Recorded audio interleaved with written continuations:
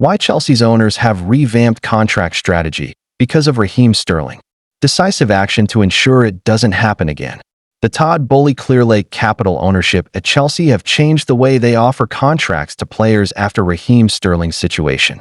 Having failed to secure a move away from Stamford Bridge this summer, Sterling, alongside fellow Chelsea outcast Axel Disasi, has been training separately from the rest of the first-team squad this season.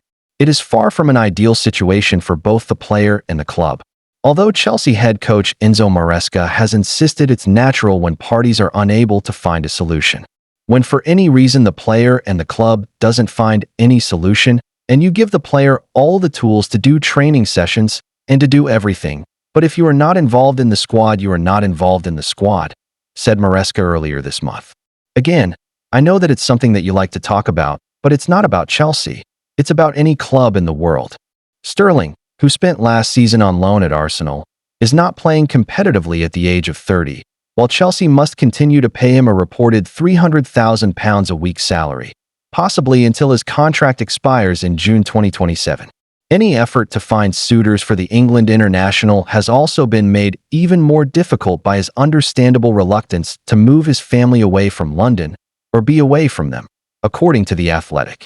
Interestingly, the report also adds that this particular situation has led to the Boehly and Clearlake Capital Consortium to change their approach to contracts, offering incentivized rather than guaranteed deals, given they are struggling to offload Sterling's huge wages. An example of this incentive-driven contract is Cole Palmer's new deal, which he signed last year and reportedly contains an incremental wage increase. It might put Chelsea at a disadvantage when competing with other clubs to sign top and established football players, but it would at least help the club avoid running into the same problem. Chelsea are now left with a few options. The worst possible situation would be to continue paying Sterling his salary while he remains out of the first-team picture. The next option is to try to find a new club for Sterling, ideally in January, although given the winger's adamant stance on staying in London could once again prove to be a hurdle. Another possible route is to negotiate a severance pay to terminate the contract, which from Sterling's perspective could be a net positive since he would be able to sign with another club as a free agent. Thanks for watching. Like and subscribe. Marc Guéhi's feelings on failed Liverpool move confirmed by Crystal Palace boss. Marc Guéhi was set to join Liverpool on transfer deadline day, but Crystal Palace pulled the plug at the last minute after failing to find a replacement for the central defender. Oliver Glasner has no doubts about Marc Guéhi's frame of mind ahead of his potentially uncomfortable Premier League encounter with Liverpool on Saturday. Indeed, he's baffled as to why the England international's professionalism has been so widely commended following the transfer saga, given the centre-half simply fulfilled his contractual obligations. Arne Slot's Reds agreed a deadline day arrangement with Crystal Palace, only for Eagles chairman Steve Parish to abandon the deal at the final moment. During his Friday press conference, Glasner remarked, "I have no concerns at all.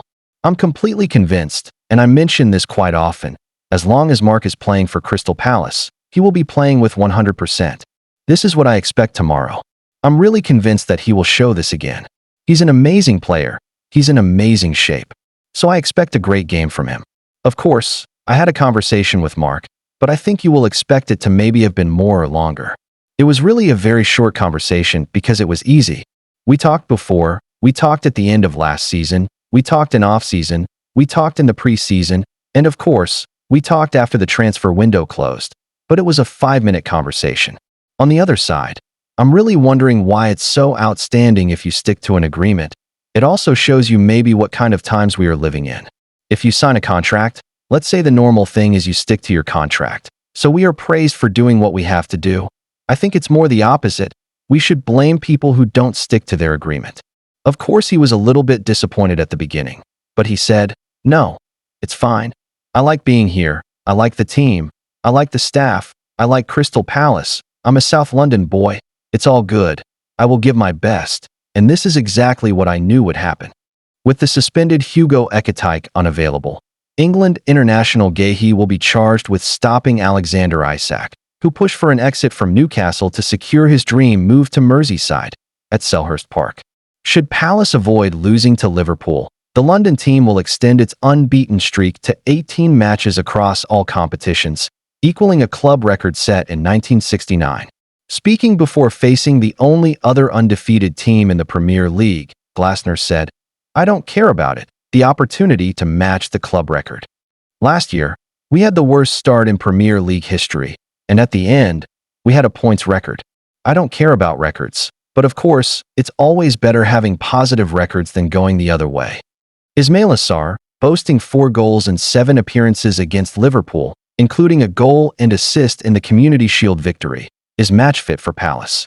Yeremy Pino, Adam Wharton, and Eddie Nketiah are also ready to play, while Caleb Quora, Chadi Riyad, and Sheikh Dukour continue their recovery on the sidelines. Thanks for watching. Like and subscribe. Better off at Bayern. Florian Wirtz warned he made transfer mistake joining Liverpool. Florian Wirtz has been told he would have been better off joining Bayern Munich instead of Liverpool in the summer. The German has made a relatively slow start to life in the Premier League following his history-making move to Anfield in June. He joined the Reds in a deal worth £116 million, which made him the most expensive player in English top-flight history until Alexander Isak's transfer broke the record again on deadline day. Wirtz was, and still is, one of the most highly rated young stars in world football, and because of that, there was huge interest in him. The 22-year-old was pursued by Liverpool, Bayern, and Manchester City in the summer window, with City later pulling out of the race. It left the Reds battling the German giants for his signature, and the Germany international chose the move to England over staying in the Bundesliga. Wirtz's father has since revealed that it was Arne Slot's approach to the game that helped to convince his son to choose Anfield. He did so despite having conversations with Bayern chiefs Karl-Heinz Rummenigge and Uli Hoeneß about a potential transfer. And now, a few weeks into the new season, Rummenigge has questioned Wirtz's decision to turn down the club after talks. What did Rummenigge say? The 70-year-old told German outlet Bild that he believes Wirtz chose the wrong club over the summer. Bayern also missed out on Nick Woltemade, who joined Newcastle instead, with Rummenigge discussing both failed deals. "I have to say honestly, in the case of Florian Wirtz, it still hurts," he admitted, "because I believe the player would have been better off at Bayern than at Liverpool. We could have signed Woltemade. But I also have to say, Bayern Munich are wise enough not to engage in every kind of financial madness. I've always said, we want to achieve sporting success, but please, in a serious and financially sound way. We have a top team, this year as well. And when the 3 players who are currently injured come back soon, then we'll have a great team." Wirtz's stats this season so far. Rummenigge's comments are likely to relate to Wirtz's slow start when it comes to goals and assists for Liverpool. The £116 million midfielder has not had a hand in a goal in any of his 6 appearances in all competitions so far. In the Premier League, he's played 5 games and failed to get involved in a goal despite helping out creatively. Wirtz is also yet to play 90 minutes for Slot's side, being substituted off in every game but the Merseyside derby against Everton last weekend, in which he was benched from the off. It has led to some questions over his price tag and scrutiny of his performances early on in his Reds career. And the Bayern chief clearly believes that the German international wouldn't have had those issues if he had stayed in the Bundesliga. Advice from Jurgen Klopp. Former Liverpool manager Jurgen Klopp recently gave some advice to Wirtz about adapting to life in the Premier League. Klopp reminded him to stay cool, and that people will give him time to get used to his new team and league. However, Wirtz has now spoken out about not wanting to hear that all the time, despite it being good advice. He told Sky Sports Germany, who asked him whether it is difficult to stay cool when struggling. "No, not for me. Yes, of course I would have liked to have scored a goal or collected a few points. But no matter what anyone says, I'm staying cool. I know what I'm capable of, and I also know that I'll really bring it to the pitch at some point, so I'm just staying cool." That's good advice. Wirtz added, "Yes, I hear it often. I don't want to hear it all the time. Give it time, give it time. Instead, I simply try to do better each time than before. And sometimes there are phases where things might not go well for you. I haven't had that very often in my career. Once I get through it, that's perhaps harsh, because I'm not playing badly, I just haven't gotten the points yet. It will come eventually, and then everything will be fine." Thanks for watching. Like and subscribe. Brian Mbeumo reveals what Ruben Amorim is doing in training to lead Man United back to glory. Brian Mbeumo returns to former club Brentford on Saturday, and he is convinced Manchester United boss Ruben Amorim has the right approach to make the team successful once again. Brian Mbeumo says Ruben Amorim's intense training sessions and the demands he puts on his players can lead Manchester United back to the top. Mbeumo, a £71 million summer signing, returns to Brentford tomorrow for the first time since making the switch and has made an immediate impact for United, winning their Player of the Month award for August. Cameroon international Mbeumo has scored twice for United, started every Premier League game, and is almost certain to be named in Amorim's starting lineup for the game against his former club, which sees Amorim aiming to win back-to-back Premier League games for the first time. Asked how he has found working with Amorim, compared to former boss Thomas Frank, Mbeumo said, "Really good. I've found some similarities between them. He always tries to do training in a fun way, and I think this is really important, to get some fun at football, because it makes life more enjoyable. A new manager is a challenge for me. The training sessions are intense. He wants us to do a lot, do big efforts, and that can only help us to be ready on the pitch. I like it. I think it's important to improve and get better each day I'm here, and that's what I always do. With time, the team can be better, and we're going to work really hard for that. We know we're in a difficult moment, but we just need to stick together. The United players, have welcomed me straight away. They're a big part of it. Changing city or club always needs a bit of time, but everyone helped me a lot. When I first arrive somewhere, I don't like to be loud or show myself a lot, but I can go with people well, and now that's what I've done. It's been great. It's a big club, everything about it, and I'm really happy. The teammates and staff and everyone at Carrington are lovely people, so you really want to come and work here every day. So it's really good." Mbeumo joined Brentford from French club Troyes in 2019 and admitted it took him time to adjust to the change of culture as well as the differences on the pitch in terms of the playing style. "The culture is obviously different, so it was a big change, and the food as well," said Mbeumo. "It's so different. The language as well, even though I could speak a little bit of English before. But especially the food. The porridge was different. I'd never had it before I came here. Do I have it every morning now? No. I would say League Two is more tactical than the Championship. But the Championship is more physical and with intensity. And the same with England in general. In the Premier League, there are more intense games than in the French League." Thanks for watching. Don't forget to like and subscribe. William Saliba makes triple Real Madrid admission amid Arsenal contract breakthrough. Arsenal star William Saliba is set to sign a new contract with the defender, mentioning long-term admirers Real Madrid on numerous occasions in a recent interview.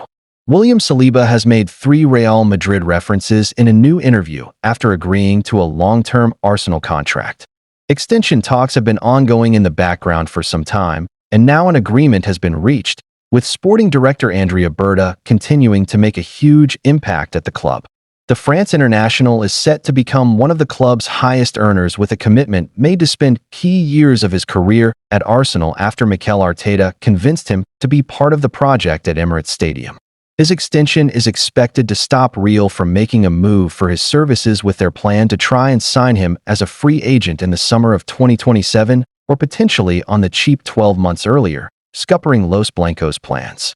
Saliba will become the latest key figure at the Gunners to sign a new contract with Martin Odegaard, Gabriel Magalhaes, and Miles Lewis-Skelly, all recently penning fresh and improved terms. There are also discussions underway for Bukayo Saka to be handed a new deal. With the 24-year-old firmly in the headlines, Sky Sports Premier League conveniently released an 8.5-minute video titled, "William Saliba Answers the Internet's Most Asked Questions." In the clip, he is asked for his footballing idol, if he ever played in a different position, and the toughest striker he has played against. Unsurprisingly, his international teammate Kylian Mbappé was the response to the latter after facing him twice last season in the Champions League. When giving his answers to other questions, Saliba made a further 2 Madrid admissions, with one as a slight concern, but the other as an early sign of his commitment to Arsenal. Sergio Ramos or Maldini? He said when asked for who he believes is the greatest center-back of all time. "I didn't watch Maldini, but I watched Ramos, and he is number 1 or 2. He was a leader and won a lot of trophies. They had a great team, but in big moments he scored goals while leading the backline. He won the World Cup and Euros, so for me, he is the one. Given the fact he spent well over a decade at Real, Saliba potentially wanting to follow in Ramos' footsteps would have been understandable, but an answer later on in the interview confirmed why he loved Arsenal over Real and Barcelona from a young age. My first shirt, he revealed when asked for his earliest memory of Arsenal. My mum put me in Thierry Henry's shirt, and that was my first memory. I wore that shirt a lot. In Paris, you had a lot of Arsenal fans, but where I was from, they preferred Real Madrid and Barcelona. But for me, the Arsenal shirt was a proper one. When mentioning the two La Liga giants, Saliba also somewhat scoffed before tapping the Arsenal badge on his shirt upon referencing his current club to further make his feelings clear. Thanks for watching. Like and subscribe.